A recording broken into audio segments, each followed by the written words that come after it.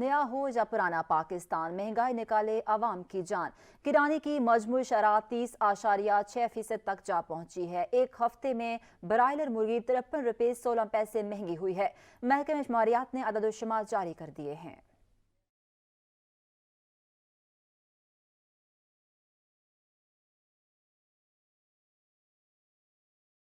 हुकूमती दावे हवा, कम न हुई महंगाई की शरह।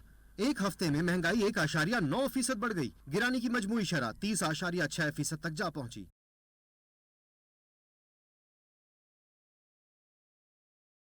इदारा शुमारियात के मुताबिक एक हफ्ते में 23 अशियाए जरूरिया की कीमतों में इजाफा हुआ। ब्रायलर चिकन 53 रुपए 16 पैसे महंगी हो गई। बासमती चावल की फी किलो कीमत 7 रुपए 2 पैसे बढ़ गई।